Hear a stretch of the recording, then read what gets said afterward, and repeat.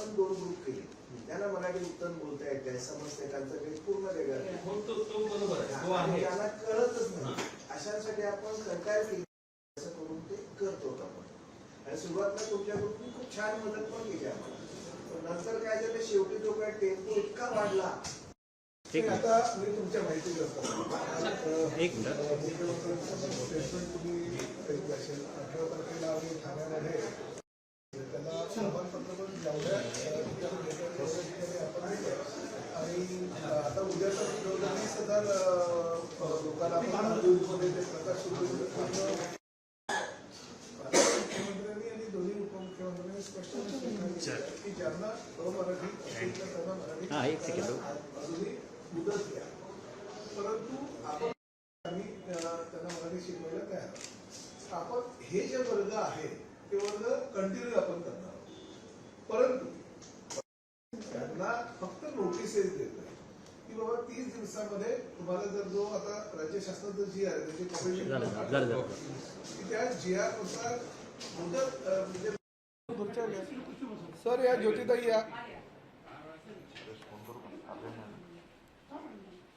या इकडे, बाकीच्यांनी मागे बसा, खुर्च्या द्या त्यांना.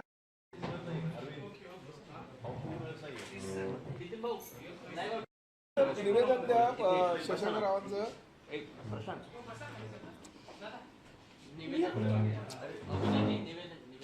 निवेदन आहे शशांकराव यांच्याकडे.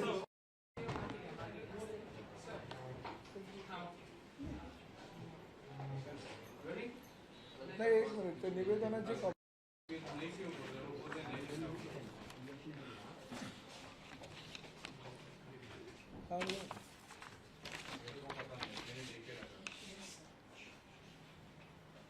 रिक्षा युनियनचे नेते आमचे मित्र श्री शशांकराव यांनी आज या ठिकाणी भेट घेतली. माझी वेळ त्यांनी मागितली होती. आज ते भेटायला आले. त्याच वेळेस आमचे कोकण मराठी साहित्य परिषद आणि मुंबई मराठी साहित्य संघाच्या पदाधिकाऱ्यांना सुद्धा, साहित्यिकांना सुद्धा मी बोलवलं होतं. कारण काल मुंबईमध्ये काही ठिकाणी थोडंसं संभ्रमाचं वातावरण निर्माण करण्याचा प्रयत्न काही रिक्षा आणि टॅक्सी चालकांनी केला. कुठल्याही युनियनचं वगैरे त्याला काही समर्थन नव्हतं.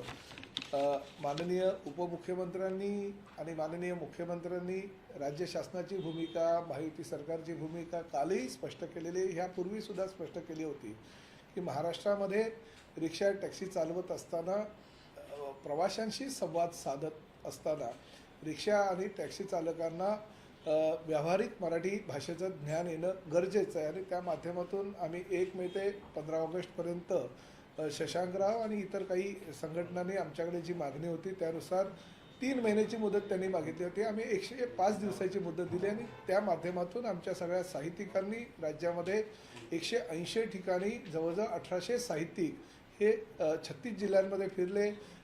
मराठी संवाद आणि मराठी भाषा ह्या विषयावर त्यांनी मार्गदर्शन केलं. काही ठराविक प्रश्न तयार केले. त्या प्रश्नांच्या माध्यमातून रिक्षा आणि टॅक्सी चालकांचा संवादही त्यांनी आयोजित केला. जवळजवळ 1,65,800 रिक्षा टॅक्सी चालकांना मराठी भाषा शिकवली. त्यांना त्याचं ज्ञान आलं. किंबहुना त्यांनी आवाहन केलं की आम्ही रिक्षा टॅक्सी चालक जे अमराठी आहोत त्यांच्याबरोबर मराठी प्रवाशांनी सुद्धा जर मराठीत संवाद साधला तर आम्ही फक्त इथंच नाही, आम्ही आमच्या घरी गेल्यानंतर आमच्या कुटुंबियांसोबत सुद्धा आम्ही मराठीमध्ये संवाद साधू, एवढं आम्ही मराठीवर प्रेम करतो.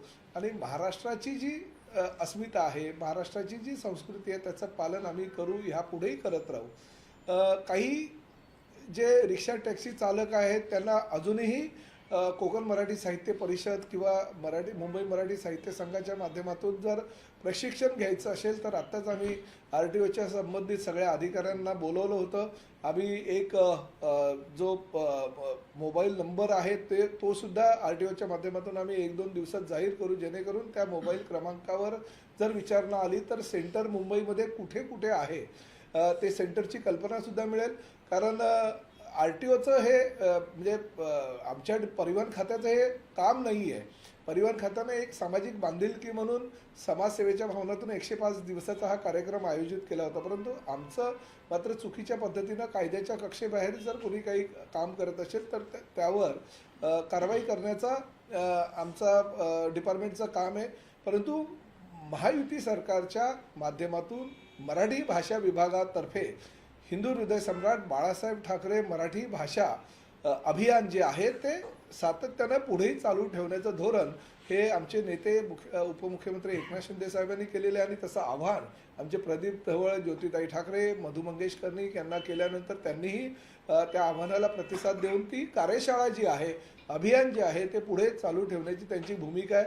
आजही कुणाला अमराठी जे आमचे रिक्षा टॅक्सी चालक असेल त्यांना त्या माध्यमातून जर काही मराठीचं प्रशिक्षण घ्यायचं असेल, मराठी शिकायचं असेल तर त्या आजही ते शिकवायला तयार आहेत. तशा कार्यशाळा घेण्याचं शशांकराव यांनी सुद्धा मान्य केलेलं आहे. अनेक आम्ही मुंबईतले, काही ठाण्यातले, भिवंडीतले, नालासोपारा, वसई विरार, नवी मुंबई ह्या ठिकाणची आम्ही सेंटरची यादीसुद्धा आज RTOच्या अधिकाऱ्यांना दिली की त्या ठिकाणी त्यांना जागा उपलब्ध करून द्या. परंतु शशांकराव यांनी मागणी आता केली की 3 महिन्याची अजून मुदत वाढ द्यावी. परंतु तसं बघायला गेलं तर आम्ही 4 महिन्याची मुदत अजून द्यायला तयार आहोत. 1 महिना जो आहे तो आम्ही नोटीस दिल्यानंतर त्याला मिळेल की 1 महिन्यामध्ये त्याला मराठी जे आहे ते जर शिकता आलं नाही तर परत त्याची मौखिक चाचणी घेऊ आणि 1 महिन्यामध्ये जर त्याला नाही शिकता आलं तर 3 महिने आम्ही त्याला पिरियड देऊ. 3 महिन्यामध्ये त्यांनी शिकावं. परंतु 3 महिन्यामध्ये त्याचं 3 महिन्यापर्यंत त्याला काहीतरी कायद्याचा बळगा असणं गरजेचं आहे. म्हणून त्याचं निलंबित करण्यात येईल लायसन्स, परंतु रद्द करण्यात येणार नाही. 3 महिने आणि 1 महिना असे 4 महिने जर तो घेऊन सुद्धा नाही शिकू शकला तर मग नाईलाज आहे. त्याला मराठीवर प्रेम नाही, मराठी अस्मितेची त्याला काही गरज नाही आहे, अशा पद्धतीनं त्याला मराठी शिकायचंच नाही हा विचार मनामध्ये करून आम्ही त्याचं लायसन्स पूर्णतः रद्द करू. अशा प्रकारचा 12 ऑगस्ट 2026चा कायदा आहे. मी आमचे सहकारी, आमचे मित्र, रिक्षा युनियनचे लीडर श्री शशांकराव यांना ही सगळी भूमिका समजावून सांगितली. त्यांनाही ती पटली, त्यांनी ती मान्य केली. उलट प्रशिक्षणार्थी जे काही आमचे लोक आहेत त्यांना प्रशिक्षण देण्याची भूमिकासुद्धा कोकण मराठी साहित्य परिषदेने घेतली. त्यामुळे काही लोक उत्तर प्रदेशची निवडणूक, बिहारची निवडणूक आहे आणि त्यामुळे उगाच ह्या मुंबई ठाण्यातलं वातावरण कलुषित करण्याचा प्रयत्न करतात.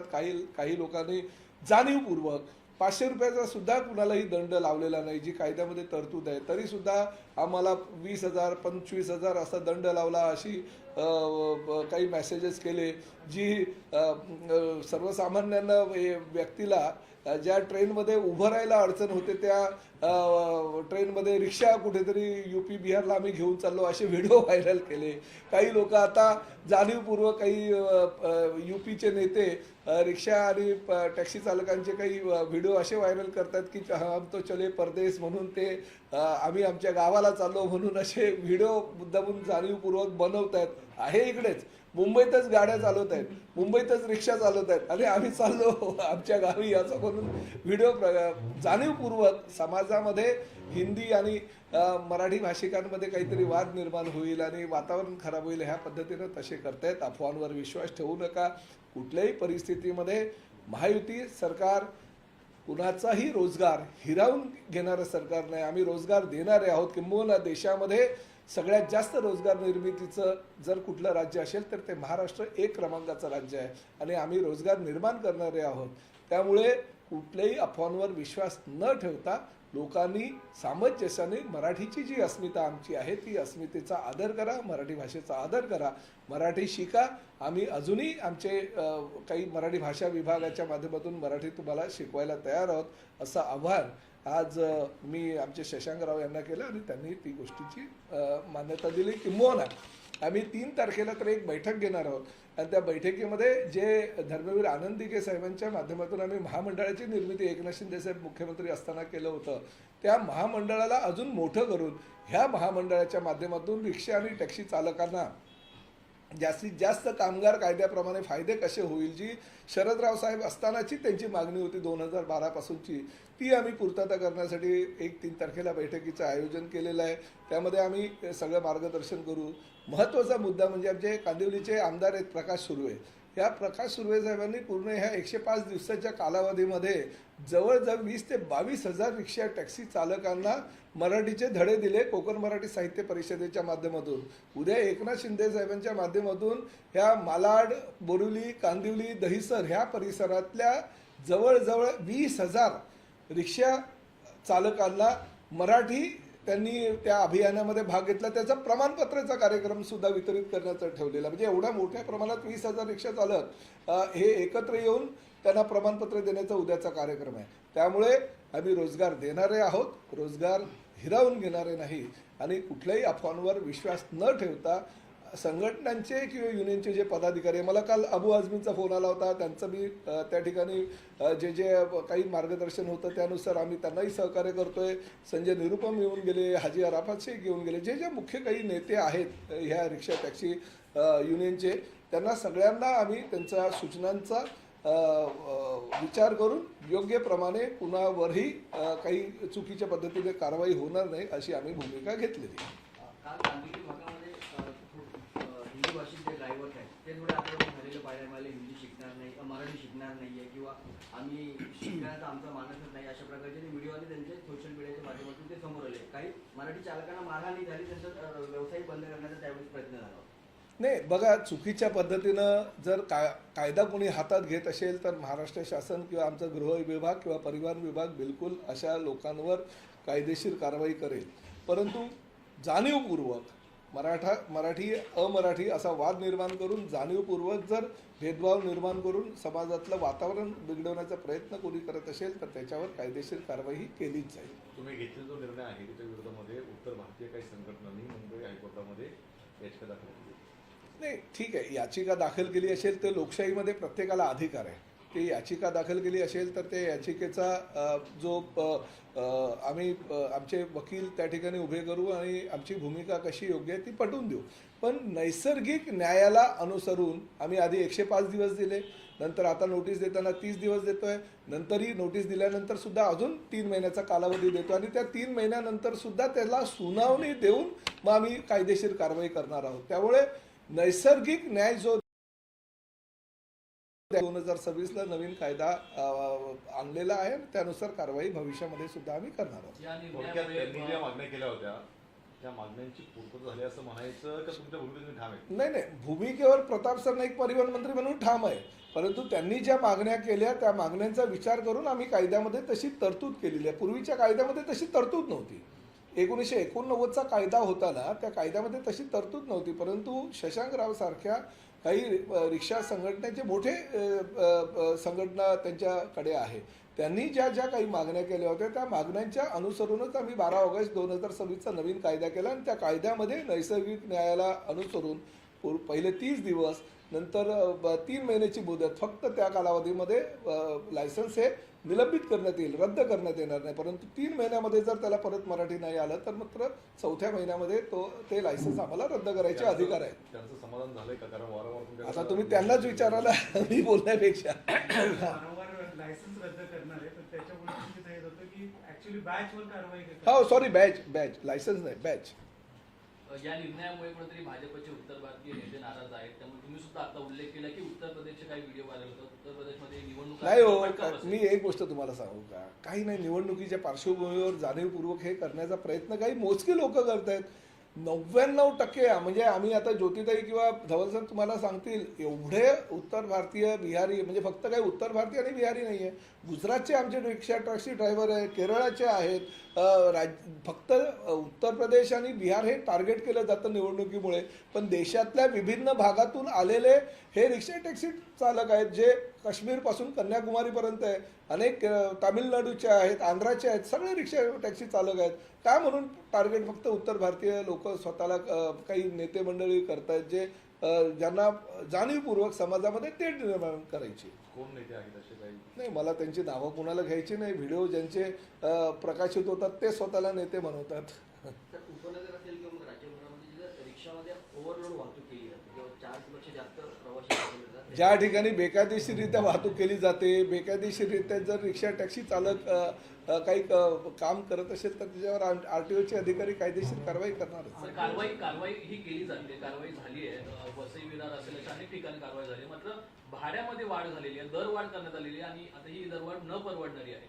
नाही, अजूनपर्यंत ती दरवाढ ही आमच्याकडे येत नाही. त्यासाठी स्वतंत्र यंत्रणा आहे, STA आहे, परिवहन मंत्री म्हणून माझ्याकडे ह्या दरवाढी संदर्भात काही विषय येत नाही, ते STA माध्यमातून केले जातात, परंतु अद्यापपर्यंत तो प्रस्ताव फक्त मी वृत्तपत्रांमध्ये वाचलेला आहे की 1 सप्टेंबरपासून काहीतरी